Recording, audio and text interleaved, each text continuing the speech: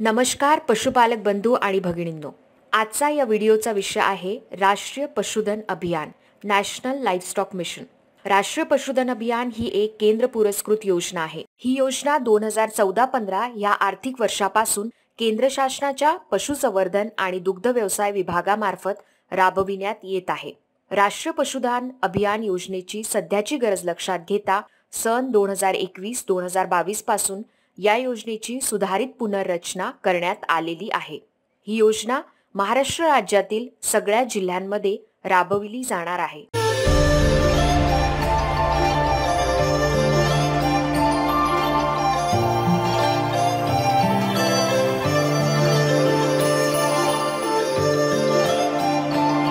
चला तर सर्वप्रथम जाणून घेऊया राष्ट्रीय पशुधन अभियानाचा उद्देश काय आहे. या योजनेचा मुख्य उद्देश आहे रोजगार निर्मिती करणे, पशुपालन व्यवसायातून रोजगार तयार करणे, शेळीपालन, मेंढीपालन, वराहपालन, कुक्कुटपालन क्षेत्र आणि वैरण विकास क्षेत्राचा विकास करून रोजगार निर्माण करणे.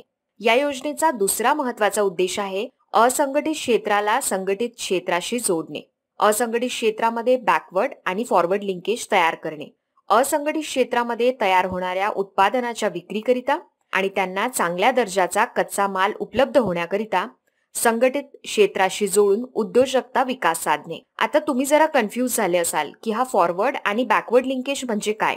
बॅकवर्ड लिंकेज म्हणजे पुरवठादार म्हणजेच सप्लायर्स आणि फॉरवर्ड लिंकेज म्हणजे ग्राहक आणि कस्टमर्स. उदाहरण म्हणून समजून घेऊया. उदाहरणार्थ कृषी उद्योगाला बॅकवर्ड लिंकेज ॲग्रोकेमिकल आहे, म्हणजे कृषी उद्योगासाठी इनपुट म्हणून काम करणाऱ्यांना किंवा उद्योग चालू ठेवण्यासाठी पुरवठा करणाऱ्यांना सप्लायर म्हटलं जातं. कीटकनाशके किंवा शेती उपकरणे जसं की ट्रॅक्टर, हार्वेस्टर हे जर उपलब्ध नसतील तर कृषी उद्योग चालू शकणार नाही. हे सप्लायर्सचं काम करतात, त्याला बॅकवर्ड लिंकेज म्हणतात.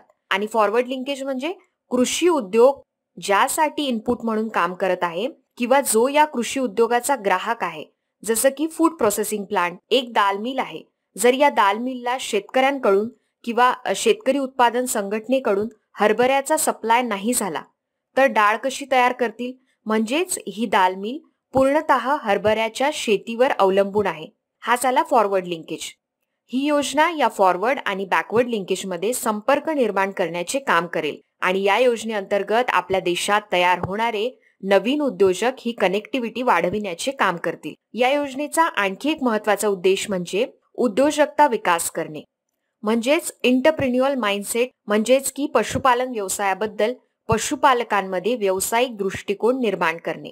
पशुधनाच्या वंशावळीमध्ये सुधारणा करून प्रति पशुची उत्पादकता वाढविणे, म्हणजेच वैज्ञानिक दृष्टिकोन वापरून प्रत्येक पशुचं उत्पादन वाढविणे, ज्यामुळे पशुपालन व्यवसायातून जास्तीत जास्त मिळकत भेटेल. ह्या विकास कार्यक्रमाअंतर्गत एका छत्राखाली अंडे, बकरीचे दूध, मांस व लोकर ह्यांचे उत्पादन वाढविणे, वैरण आणि वैरणीची उपलब्धता वाढवून ह्याची मागणी लक्षणीयरित्या कमी करणे आणि ही मागणी कमी करण्यासाठी बियाणे पुरवठा साखळी मजबूत करणे, प्रमाणित चारा बियाणांची उपलब्धता वाढविणे, वैरण प्रक्रिया युनिट्सची स्थापना करणे ज्यामुळे मागणी पुरवठ्यातील अंतर कमी होईल, पशुपालकांसाठी जोखीम व्यवस्थापन उपायांना प्रोत्साहन देणे. त्यातलाच एक भाग म्हणजे पशुधन विमा योजना. पशुपालकांना दर्जेदार विस्तार सेवा पुरविण्यासाठी विस्तार यंत्रणा मजबूत करणे, ज्यामुळे राज्य शासनाच्या कर्मचाऱ्यांची आणि पशुपालकांची क्षमता वाढेल.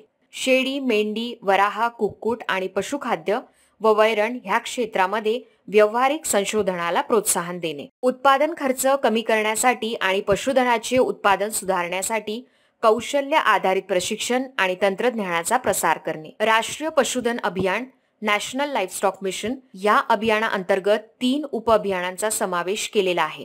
सगळ्यात पहिलं आहे पशुधन आणि कुक्कुट प्रजाती विकास किंवा वंशसुधार उपअभियान, म्हणजेच submission on breed development of livestock and poultry. दुसरं आहे पशुखाद्य व वैरण विकास उपअभियान, म्हणजेच submission on feed and fodder development. आणि तिसरं आहे नाविन्यपूर्ण योजना व विस्तार उपअभियान, म्हणजेच submission on innovation and extension. राष्ट्रीय पशुधन अभियान ह्या योजनेमध्ये खूप योजनांचा समावेश आहे आणि ह्यात आपल्याला कन्फ्युजन होऊ शकतं. म्हणून सर्वप्रथम आपण या 3 कॅटेगरीमध्ये कुठल्या योजनांचा समावेश आहे ते बघूया.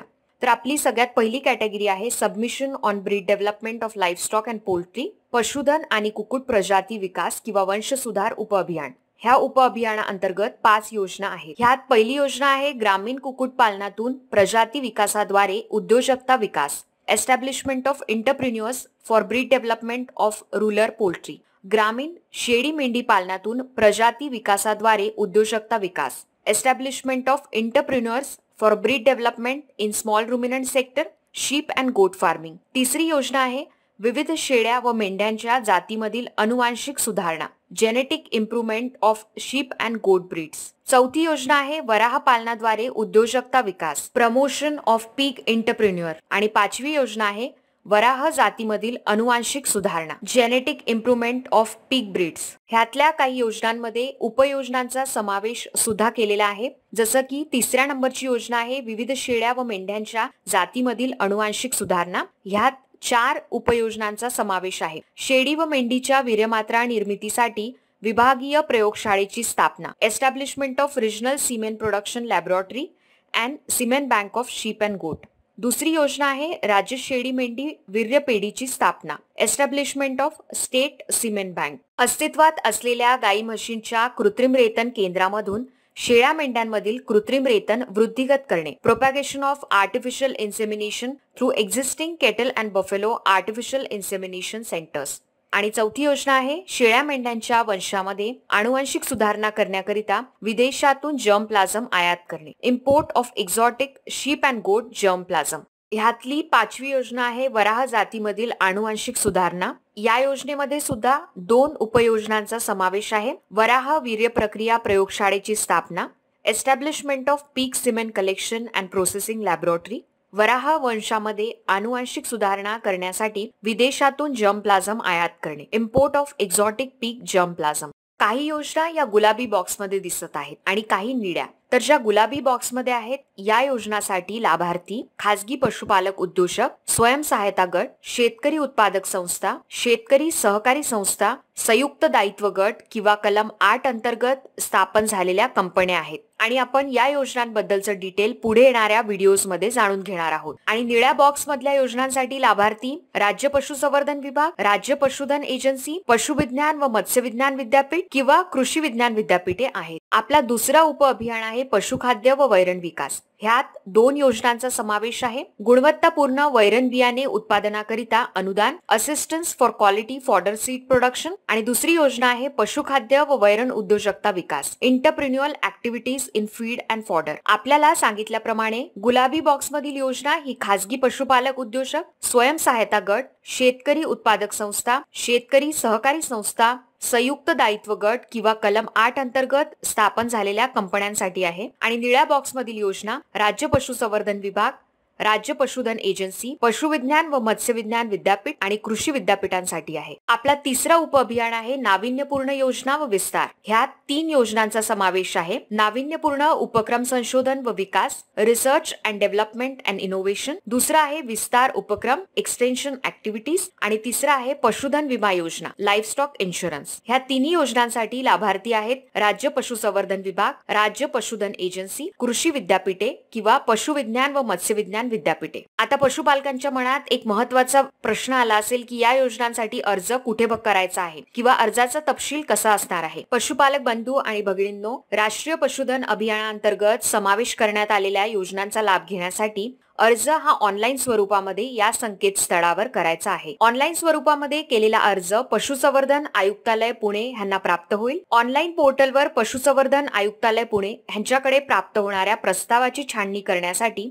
जिल्हा स्तरावर तसेच पशुसंवर्धन आयुक्तालयाच्या स्तरावर छाननी समिती गठीत करण्यात आली आहे. चला तर जाणून घेऊया जिल्हास्तरीय छाननी समितीची कार्य काय आहेत. सगळ्यात महत्त्वाचं कार्य म्हणजे की केंद्र शासनाच्या मार्गदर्शक सूचनांनुसार प्रकल्प प्रस्तावाची छाननी करणे. प्रकल्प प्रस्तावासोबत आवश्यक सर्व कागदपत्रांची पूर्तता होत आहे की नाही याची खात्री करणे, जसे की आधार कार्ड, पॅन कार्ड, रहिवासी पुरावा, सविस्तर प्रकल्प अहवाल, जमिनीच्या मालकी हक्काचा पुरावा अथवा भाडे करारनामा, प्रत्यक्ष जागेची छायाचित्रे, प्रकल्पाअंतर्गत स्वहिस्सा निधीबाबतचा पुरावा, मागील 6 महिन्यांचे बँक स्टेटमेंट, प्रशिक्षण व अनुभव प्रमाणपत्र आदी. प्रकल्प प्रस्तावामध्ये नमूद केल्यानुसार प्रत्यक्ष प्रस्तावित जागेची किंवा जमिनीची पाहणी करून खात्री करणे, सदर जागेवर अतिक्रमण नसल्याबाबतची खात्री करून वीज पुरवठा, पाणी पुरवठा, वाहतूक सुविधा इत्यादी आवश्यक पायाभूत सुविधांच्या उपलब्धतेबाबतची खातरजमा करणे. प्रकल्प प्रस्तावानुसार बँकेचे आवश्यक कर्ज उपलब्ध होऊ शकेल याबाबत तपासणी करणे. प्रस्तावित प्रकल्प हा जिल्ह्यातील हवामान,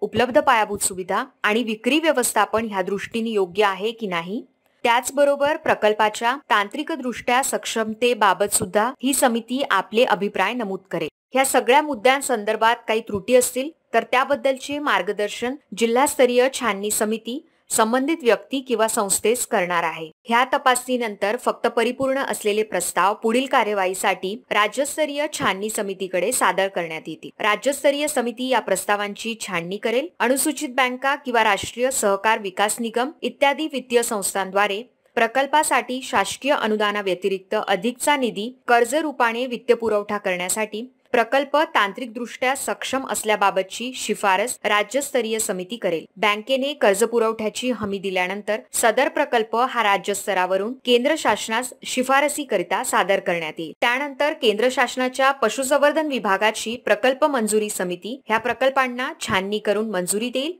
आणि मंजूर प्रकल्पासाठी अनुदानाची रक्कम भारतीय लघु उद्योग विकास बँक SIDBI म्हणजेच small industries development bank of India द्वारे लाभार्थ्यांना कर्ज देणारी बँक किंवा वित्तीय संस्थेकडे देण्यात येईल. ह्यातील ज्या योजना उद्योजक पशुपालकांसाठी किंवा शेतकरी उत्पादक संघटना किंवा शेतकरी सहकारी संस्थांसाठी आहेत, ह्या प्रत्येक योजनेची डिटेल माहिती आपल्याला पुढील व्हिडिओ सिरीज मध्ये पाहायला भेटेल. बघायला विसरू नका. धन्यवाद.